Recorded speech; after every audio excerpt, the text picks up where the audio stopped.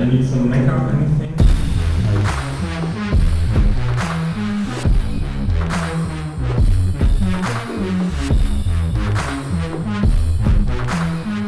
Got cool stuff going on. I don't know what I'm allowed to talk about. I do know what I'm allowed to talk about. Unfortunately, I can't talk about everything. Yeah. That's the big problem. Okay, cool.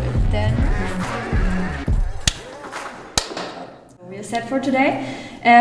Yeah, thanks for being here. This whole interview was, or the idea that we have this interview is to use it also for promotional purposes, because we have that cool event on the 28th of April. So bummed I won't be able to be here for that. I will see how we can include you in the next ones. But Yes. I think your colleague Moraine is then covering you. He'll be here, and he's great fun. He has lots of fun stories. The question you were asking is, did we develop that technology in-house? The answer is we did.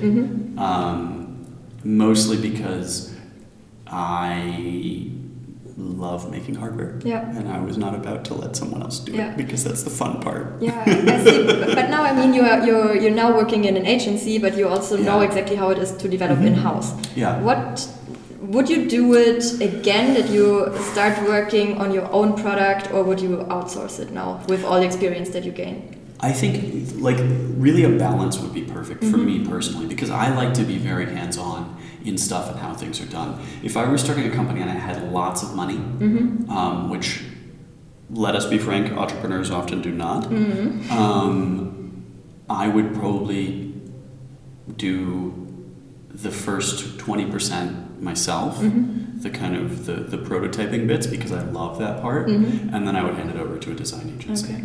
And why? Like, what are the advantages to hand it over at this point? Well, for example, like let's take the Wrinkle product, the bed that moved around. That product is complicated, right? There are relatively high power mechanical parts, right, where you have to be moving something the weight of a bed up and down, and you have to be able to do it in a time frame that's reasonable, right? Like, you can't take 10 minutes to move the bed around. To become a product, you need specialists in each of those things. You need a pretty big team. Yeah, I see. And for a startup to be able to pull all of those specialists in-house is massively expensive.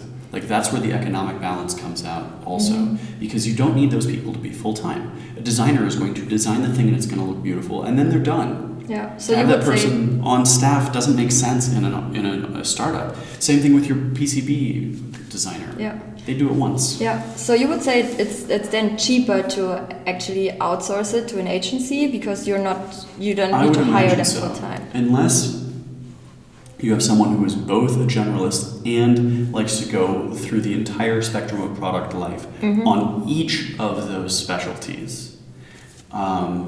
I think it's going to be really hard to do that in-house. Okay. If you have a lot of funding, or if you anticipate making a pipeline of devices, of products, right? If you know, like, hey, we're going to do a smart bicycle, and we've got the following 7 devices that we're going to do back to back to back to back to back, and you have deep pockets, okay, hire a team on, for sure.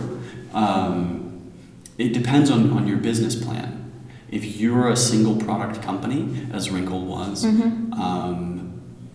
then it absolutely makes sense to hire that out, because you only need it once. And once you have people on payroll, particularly if you're hiring them full time and they're past Pulpit site, now you are stuck with that person.